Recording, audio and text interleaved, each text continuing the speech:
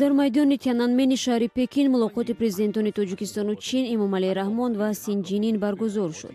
Дар мулоқот суҳбат аз ҳамкории ду кишвар дар бахши сиёсӣ, иқтисодӣ ва фарҳангиву гуманитарӣ рафт ва бо имзои 13 санади ҳамкорӣ ба итмом расид.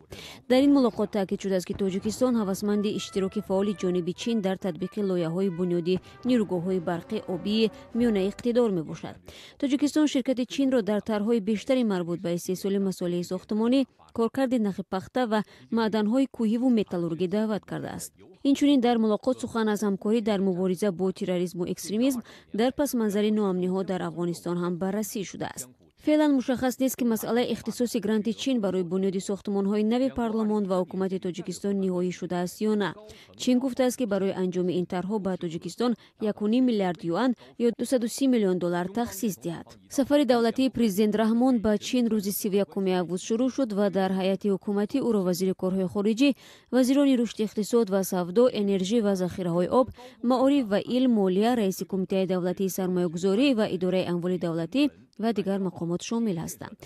баъди ин то 5 сентябр Раҳмон дар нишасти сарони кишварҳои узви созмони БРИКС, ки аз кишварҳои Бразилия, Русия, Ҳиндустон, Ҷумҳурии Африқои Ҷанубӣ ва Чин ташкил шудааст, иштирок мекунад. Ин созмон давлатҳои дар ҳолати рушди бусуръатро муттаҳид месозад. БРИКС як созмони иқтисодӣ буда соли 2006 таъсис шудааст. Сокинони кишварҳои узви ин созмон беш аз 40% аҳолии сайёраро ташкил медиҳанд. Чин баъд аз Русия дуввумин шарики тиҷоратии Тоҷикистон аст. Беш аз 27% воридоти Тоҷикистон аз Чин мебошад. мизони гардиши савдо миёни Тоҷикистону Чин дар соли 2016 $885 миллион ташкил дода, 11% бештар назар ба соли 2015 мебошад. аз ин маблағ Тоҷикистон дар ҳаҷми $841 миллион аз Чин мол ворид кардааст.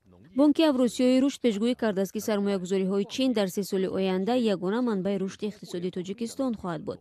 мақомоти тоҷик умед доранд, ки то соли 2020 мизони сармоягузориҳои Чин ба иқтисоди ин кишвар $3 миллиард ташкил хоҳад дод.